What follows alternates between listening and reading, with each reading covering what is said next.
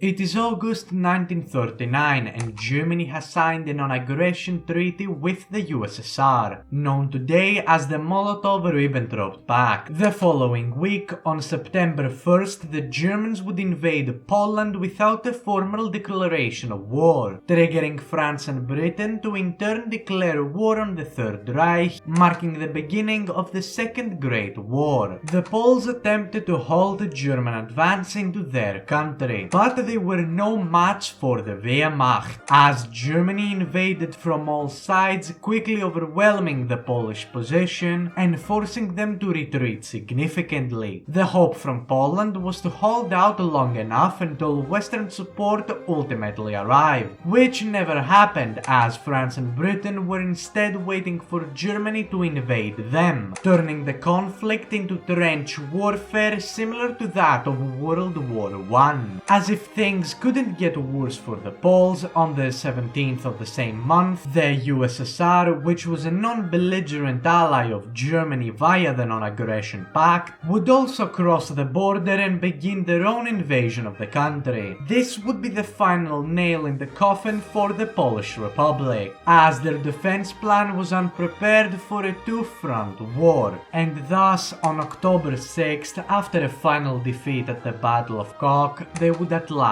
fall, beginning what is arguably the darkest chapter in Poland's modern history. The Polish government would be forced into exile in the United Kingdom, while the country itself would be divided between the two aggressors. In the west, the Germans would make Poland their first victim of their horrific plan of Lebensraum. Since the Poles were and still are a Slavic people, the German leadership saw them as inferiors, believing in the necessity of the destruction of their culture, and issued measures to achieve just that. That's not to say that the East had it much better, as that part of the country would be split between Ukraine and Belarus, while a policy of Sovietization was enacted upon the occupied peoples. Said process eerily resembled Germany's own plans for the region, as the Soviets attempted to erase Poland's culture, and anyone suspected of supporting the pre-war government was taken a prisoner. That's all to say that the Poles weren't too satisfied with foreign occupation, to say the least. But for now, there was not much they could do, as Germany rampaged Western Europe while the Soviets manhandled the East. It seemed as if this unbreakable alliance was set to dominate the whole world. Oh wait, the Germans have just invaded the Soviets, breaking their non-aggression pact. This invasion, though at first glance seeming existential for the Polish nation, would provide the perfect opportunity for Poland to break free, as their occupiers were busy fighting and exhausting each other. In February of 1942 would thus emerge a resistance movement known as the Home Army, or otherwise AK. They would play a crucial role in the resistance of Poland during the war, as they'd conduct sabotages on German supply lines and found the Polish underground state, which would pledge its allegiance to the government in exile. In the front lines then, by 1944, the Soviet victory seemed inevitable, and any long-term chances of Germany winning this front are thrown out of the window. In light of a new Soviet offensive which threatens to reach Poland, the Poles realized this is their chance to initiate a rebellion as to attempt to secure independence from both Berlin and Moscow. Subsequently, on August of the same year, the Home Army would organize a full-scale uprising in the city of Warsaw, with the aim of liberating the country before the Soviet forces arrive and suppress any form of resistance. This insurrection had limited success from the beginning, as the Poles failed to link up and capture key locations such as the railway line and the bridges. The Germans would in turn respond extremely harshly to the situation, as the Luftwaffe would deliver bombs on the city, while German troops would go door to door, shooting everyone in their paths, regardless of whether they joined the revolution or not. On the 15th of September then, the Soviet troops would make it to the Vistula River. However, no significant significant crossing effort would take place, as the USSR instead hopes to focus on other fronts. To add insult to injury, the Allied powers attempted to deliver supplies to the Polish fighters, only for most of them to fall behind enemy lines. With their supplies running low and being driven to a corner, the Home Army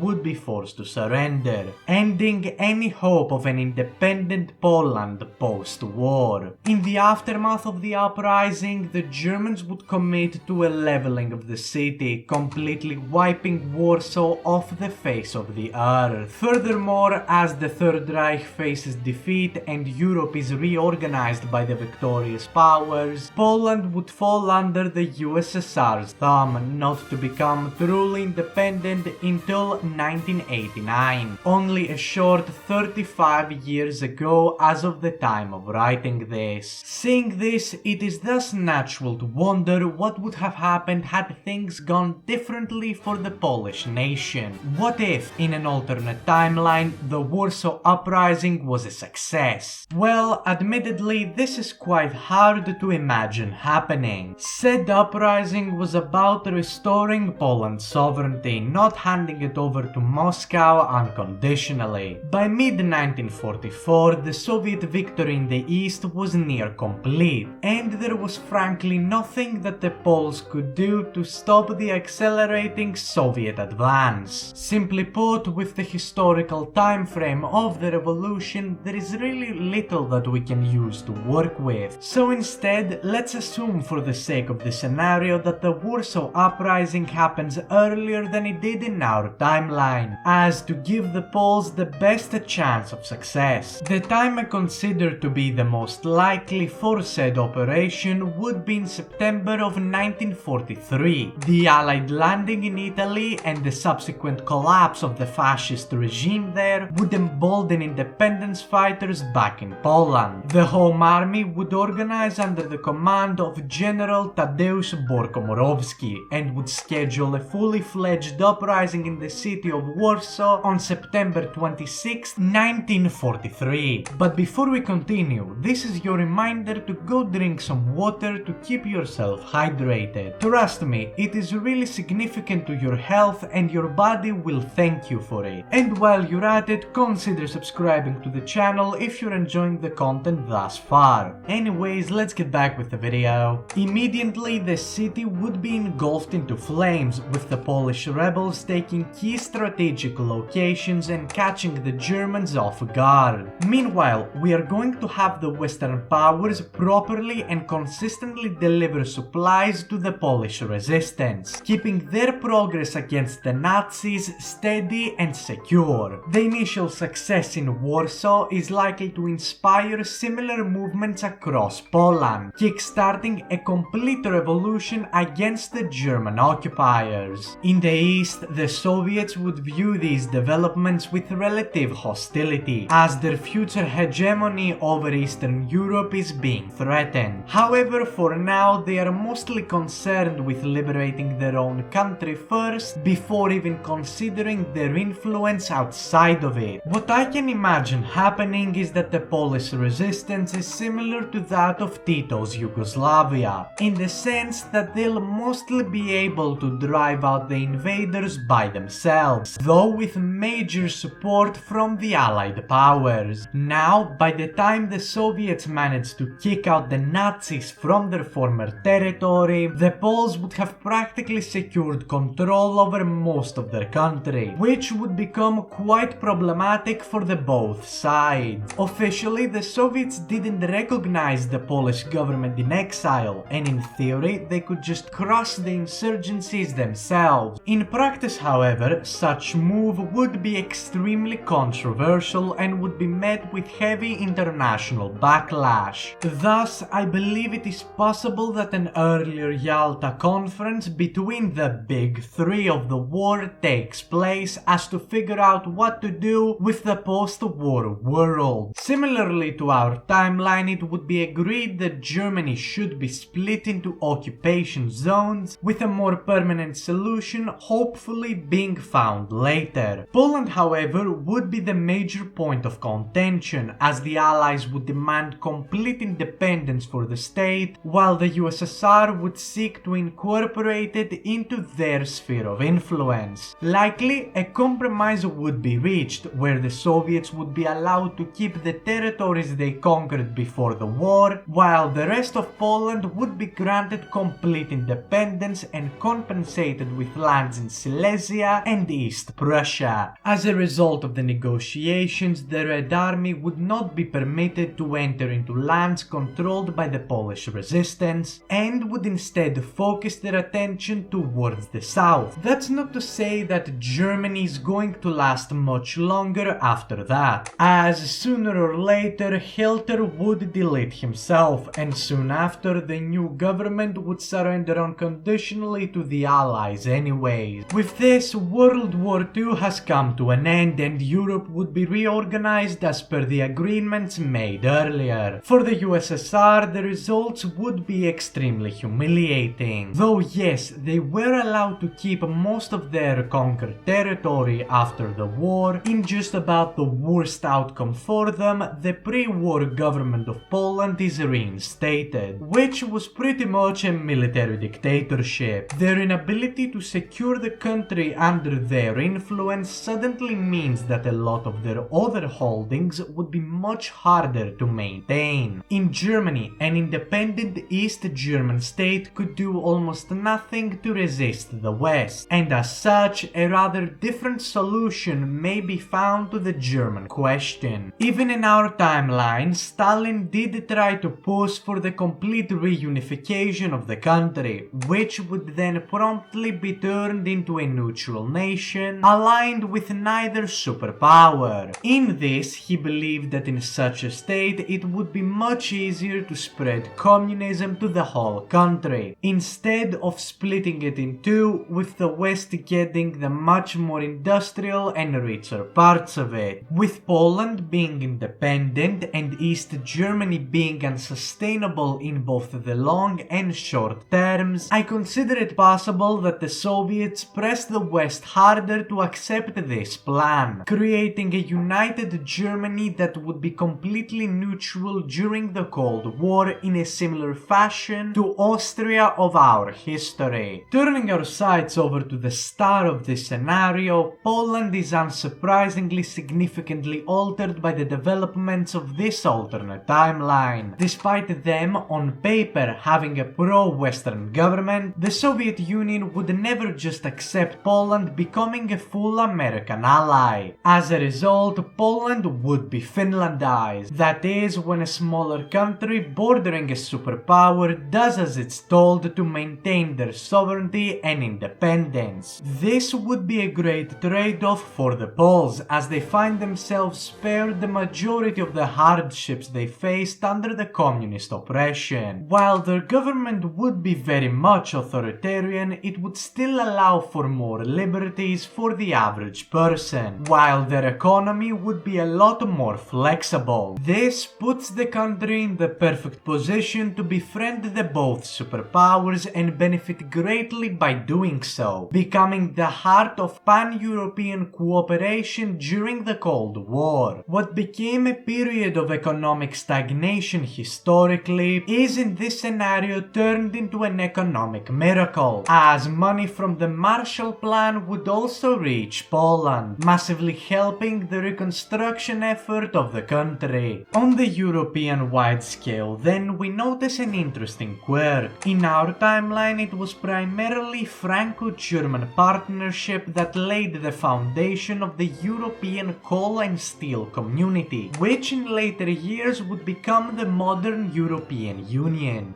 This was only possible due to Germany's recent division, leaving the West German state small enough as so the rest of the European powers could feel comfortable working together with. However, here the situation is vastly different. With Germany forced into neutrality, any EU-like organization would most certainly be Franco-centric, something that the rest of Europe would not be so content with. Beyond basic economic cooperation, I personally don't see all of the different states ever getting together to found a pan-European organization. Of course, NATO and the influence the US enjoyed within the Western Bloc would obviously still exist, but without a unifying force like the European Union, Western Europe would be much more divided than it was in our timeline. Overall, under these circumstances, the Cold War is going to detente much faster, as most of the major European front lines would have been removed. Of course, alternate geopolitics after these initial predictions are close to impossible to predict, and just for the sake of keeping things simple, let's skip over to the fall of the Soviets and discuss a broad modern day. With the USSR gone, this finally creates a power vacuum in the region, which would soon turn to the advantage of the Polish state. Depending on the political situation of Ukraine, Belarus and the Baltics, Poland may once again champion the idea of the Intermarium project, only now it would mostly be reformed as an economic bloc with few military aspects, as to help to strengthen Eastern Europe over time and to assert Poland's own dominance in the region. This alliance would also serve as a major shield against Russia, as should any Russian president have expansionist policies in his mind, he would have much greater difficulty in seeing through his goals. Poland, by successfully revolting against their conquerors all those years ago, has proven to the world that they themselves can be a regional player, the heart of a new